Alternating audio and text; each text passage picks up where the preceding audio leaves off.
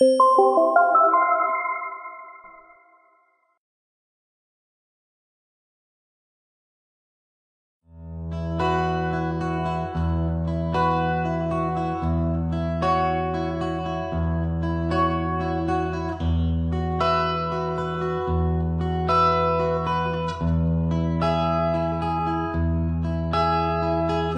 time ago in Bethlehem, so the Holy Bible say, Mary's boy child, Jesus Christ, was born on Christmas Day. Hark now, hear the angels sing, a new King born today, and man will live forever because of Christmas Day. While shepherds watch their flocks by night, they see a brand new shining stars. They hear a choir sing a song, the music seemed to come from afar. Now Joseph and his wife Mary, they come to Bethlehem that night. They have no room to bear the child, not a single room was inside.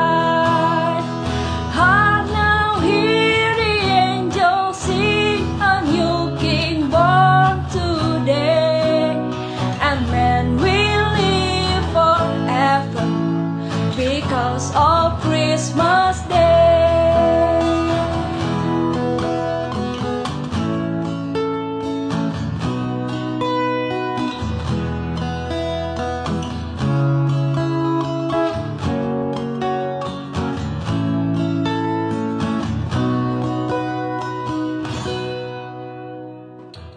Passing by, they found a little lamb in a stable all forlorn, and in a manger cold and damp, Mary's little boy was born.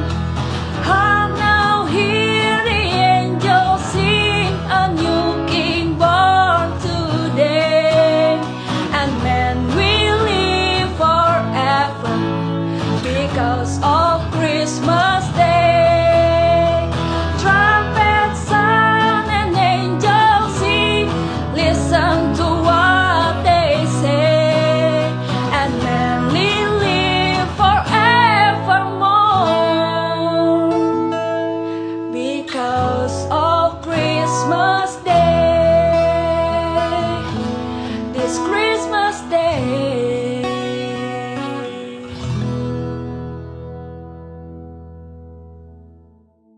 Shalom Bapak Ibu Saudara. Sebelum mendengarkan firman, mari kita berdoa. Bapa, terima kasih pada kesempatan ini kami masih boleh menikmati KIS secara online. Tiba saatnya kami mau mendengarkan firman Tuhan, kiranya Tuhan, Roh Kudus-Mu yang memberikan hikmat dan pengertian kepada kami semua. Kami serahkan waktu ini ke dalam tangan-Mu, dalam nama Tuhan Yesus, amin. Ya, Bapak Ibu Saudara, pada KIS kali ini saya berikan tema bertekun dalam ujian kehidupan. Diambil dari Yakobus 1 ayat 12 sampai 18. Mari kita baca bersama-sama 3 ayat saja. Yakobus 1 ayat 12 lalu lompat ke 17 dan 18. Yakobus 1 ayat 12 lalu 17 dan 18. Ayat 12, berbahagialah orang yang bertahan dalam pencobaan, sebab apabila ia sudah tahan uji, ia akan menerima mahkota kehidupan yang dijanjikan Allah kepada barang siapa yang mengasihi Dia. Ayat 17, setiap pemberian yang baik dan setiap anugerah yang sempurna datangnya dari atas, diturunkan dari Bapa segala terang. Padanya tidak ada perubahan atau bayangan karena pertukaran. Atas kehendaknya sendiri, Ia telah menjadikan kita oleh firman kebenaran, supaya kita pada tingkat yang tertentu menjadi anak sulung di antara semua ciptaannya. Ya, amin. Sebelum kita lanjut ke dalam poin-poin pembahasan, kita perlu terlebih dulu tahu surat Yakobus itu bicara mengenai iman, hikmat, bertahan dalam pencobaan, dan bersabar dalam penderitaan. Mengapa Yakobus menulis di suratnya demikian? Karena kalau kita selidiki latar belakangnya, surat ini awalnya ditujukan untuk ke-12 suku Israel yang sedang di dalam pembuangan dan tersebar ke seluruh dunia. Karena Allah menyerahkan bangsa Israel ke tangan bangsa Asyur dan Babel. Jadi Yakobus menulis surat untuk mengingatkan dan menguatkan bangsa Israel untuk tetap bertahan dalam pencobaan yang mereka alami, tetap berdoa dan berharap. Dan Yakobus juga menegaskan siapa yang berkuasa atas semua ini. Ya, memang kita sebagai orang percaya paham bahwa di penghujung zaman nanti kita akan dimuliakan bersama dengan Kristus. Tapi kita sekarang masih hidup di dunia ini, sekarang ini. Ujian kehidupan datang silih berganti.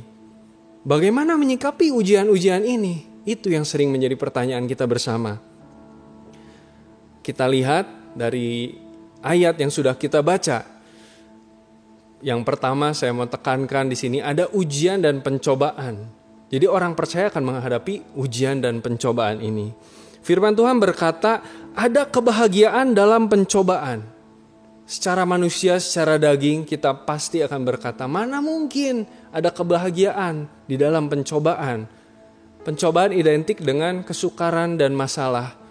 Dari mana ada kebahagiaan di dalam kesukaran dan masalah? Ujian iman.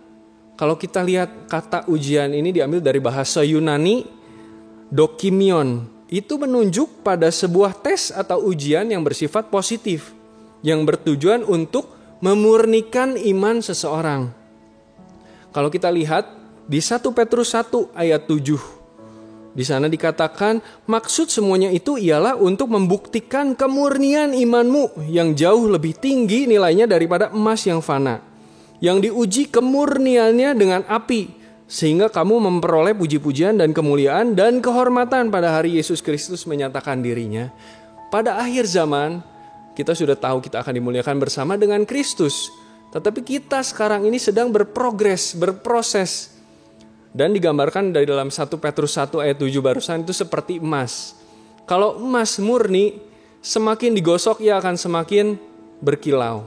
Semakin dibakar dengan api, diproses, ia akan semakin murni. Demikian juga setiap orang percaya. Jadi tujuannya untuk apa orang percaya mengalami pencobaan yang terus menerus, yang tiada henti? Dampak jangka panjangnya apa? Orang percaya akan terus diperbarui supaya menjadi semakin sempurna dan utuh. Ujian iman itu menghasilkan ketekunan. Dan ketekunan membuat kita bertahan dalam masalah dan kesulitan. Jika ada masalah atau kesulitan, orang yang bertekun pasti perlahan-lahan akan maju terus dan akhirnya akan menyelesaikan pencobaan atau ujian tersebut. Lalu dampak jangka panjangnya apalagi sebetulnya ujian dan pencobaan ini?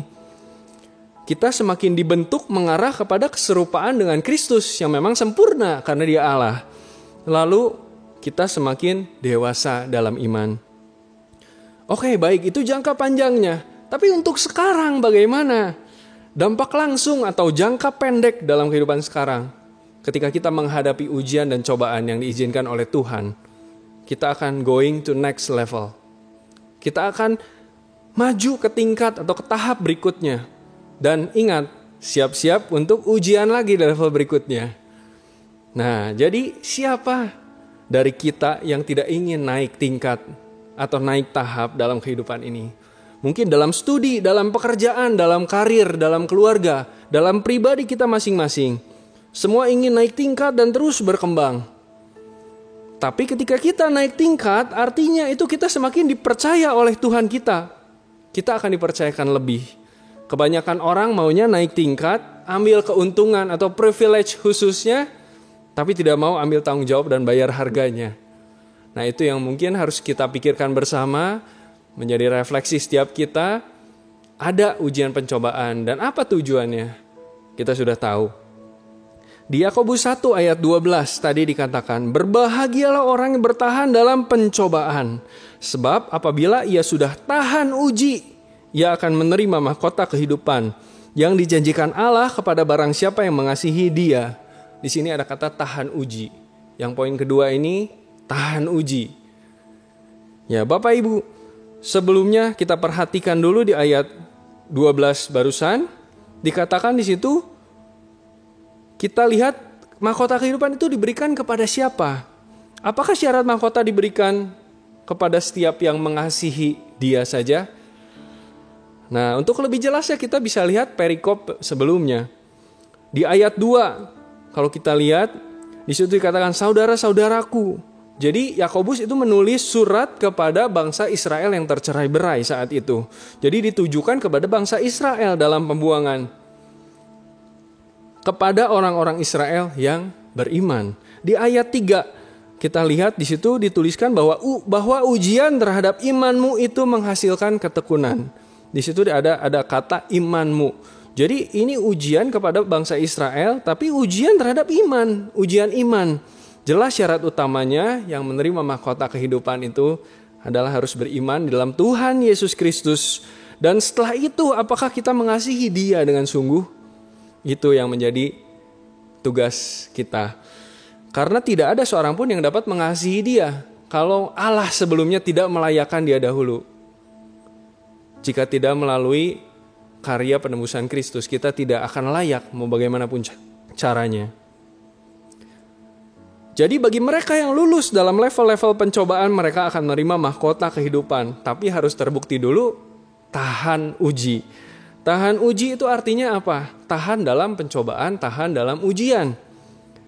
Kalau kita lihat ada casing HP, casing handphone yang shockproof. Shockproof artinya apa? Tahan benturan, tahan guncangan. Bagaimana taunya bahwa casing tersebut tahan guncangan? Pasti akan dicoba dulu atau dites dulu. Dengan benturan kecil masih tahan, benturan sedang masih tahan, benturan besar masih tahan. Kalau tahan artinya barang tersebut shockproof, tahan banting. Lalu ada lagi ketika main ke pantai, ada kantong HP itu waterproof. Jadi sudah dimasukkan situ anti air katanya. Nah, bagaimana taunya? Pasti untuk mengetahuinya kita harus tes, harus uji terlebih dahulu. Pertama dikenakan percikan air, masih tahan. Dicoba kena tumpahan air, masih tahan, tidak tembus. Lalu kita coba masukkan ke dalam air, masih tahan. Kalau tahan berarti kantong tersebut waterproof, tahan air. Nah, demikian juga tahan uji dalam pencobaan. Bagaimana taunya?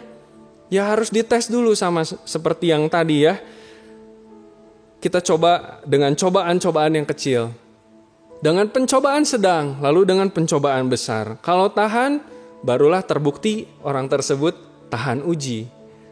Jadi harus dicoba dulu. Kita tidak bisa bilang, saya tahan uji. Tapi ketika pencobaan datang, langsung mengeluh dan menyerah. Kita lihat di Roma pasal 5 ayat 3-4. Dan bukan hanya itu saja, kita malah bermegah juga dalam kesengsaraan kita. Karena kita tahu bahwa kesengsaraan itu menimbulkan ketekunan. Dan ketekunan menimbulkan tahan uji. Dan tahan uji menimbulkan pengharapan. Maka dari itu, Bapak Ibu Saudara, kita harus terus berjuang di dalam setiap ujian dan pencobaan hingga masa hidup di dunia kita berakhir. Dan ketika kita bertemu muka dengan Tuhan kita Yesus Kristus, maka mahkota kehidupan yang menanti kita. Bukankah itu yang kita rindukan bersama-sama? Nah, setelah kita berhasil menghadapi ujian dan pencobaan dalam kehidupan kita bisa terus upgrade dan bertumbuh, naik level ke tingkat berikutnya. Lalu kita mencapai kedewasaan iman. Dan kita terbukti tahan uji. Apa yang harus kita lakukan selanjutnya? Apakah kita hanya diam saja? Surat Yakobus ini adalah surat yang berkesinambungan dari awal sampai akhirnya. Jadi tidak bisa dipecah-pecah. Oh ini pasal ini, perikop ini berbeda, tidak ada nyambungnya dengan perikop setelahnya atau sebelumnya. Dalam Yakobus pasal 1 itu secara runtut bukan kebetulan diawali penegasan dasarnya. Di poin 1 tadi ada ujian dan pencobaan, tapi di perikop awalnya itu bicara iman dan hikmat yang kita peroleh di dalamnya. Hikmat yang kita peroleh karena kita memiliki iman. Lalu yang poin 2 tadi saya bahas, ada bertahan di dalam ujian iman hingga kita beroleh predikat tahan uji. Kemudian setelah bertahan, apa yang dilakukan? Perikop setelahnya kalau kita lihat itu, menjadi pelaku firman. Poin ketiga ini menjadi pelaku firman Bapak Ibu. Kita baca bersama-sama Yakobus 1 ayat 22-25. Tetapi hendaklah kamu menjadi pelaku firman dan bukan hanya pendengar saja. Sebab jika tidak demikian kamu menipu diri sendiri. Sebab jika seorang hanya mendengar firman saja dan tidak melakukannya, ia adalah seumpama seorang yang sedang mengamat-ngamati mukanya yang sebenarnya di depan cermin. Baru saja ia memandang dirinya, ia sudah pergi atau ia segera lupa bagaimana rupanya. Tetapi barang siapa meneliti hukum yang sempurna, yaitu hukum yang memerdekakan orang, dan ia bertekun di dalamnya, jadi bukan hanya mendengar untuk melupakannya, tetapi sungguh-sungguh melakukannya, ia akan berbahagia oleh perbuatannya. Nah, ini apa artinya, saudara? Artinya orang percaya sudah mendengar firman Tuhan, sudah memahami firman-Nya, namun ada yang masih tidak melakukan apa-apa, tidak berlaku apa-apa, tidak berbuat apa-apa. Itu menurut firman Tuhan tidak masuk akal. Setiap orang percaya yang sudah menerima, memahami, mengalami karya Roh Kudus, karya Kristus di atas kayu salib, seharusnya tidak tahan kalau tidak melakukan sesuatu untuk kerajaannya. Seharusnya tidak akan diam saja, pasti cari cara apa yang harus dia lakukan, apa yang bisa saya bantu, apa yang bisa saya kerjakan, bagaimana saya bisa berdampak dimanapun saya berada. Terus akan cari cara. Nah, kita sudah belajar pada KIS kali ini, kita sudah mendengarkan firman Tuhan. Kita sudah diberkati oleh Tuhan. Berkat terbesar adalah anugerah keselamatan di dalam Kristus. Apakah kita tidak mau memberkati orang lain? Kita sudah melalui ujian-ujian iman dan dapat hidup sampai sekarang ini di dalam pengharapan. Apakah kita tidak mau menyaksikan pengharapan dan kabar baik kepada orang lain? Tetap bertahan dalam ujian kehidupan, berjuang di dalam pengharapan, dan jadilah saksi Kristus dimanapun kita berada. Amin. Mari kita berdoa. Bapa, terima kasih kalau firman boleh diberitakan pada saat ini. Kami percaya, orang percaya pun masih sering dan akan terus mengalami pencobaan dan ujian sampai pada akhirnya nanti Engkau datang yang kedua kali. Kami mau berdoa dan kami meminta kekuatan serta hikmat yang daripadamu untuk kami boleh melalui ujian-ujian dan pencobaan-pencobaan bersama dengan Engkau. Bantu kami, pimpin kami, bimbing kami supaya kami menjadi pribadi yang dewasa hari demi hari ya Tuhan.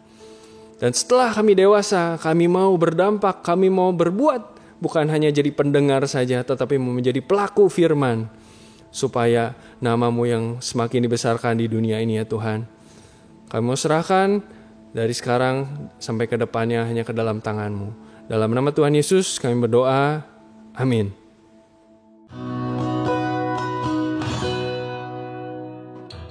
Passing by they found a little in a stable forlorn, and in a manger cold and Mary's little boy was born. And now hear the angels sing, a new king born today, and man will live forever because of Christmas Day. Trumpet sound and angels sing, listen to what they say, and man will live forevermore because of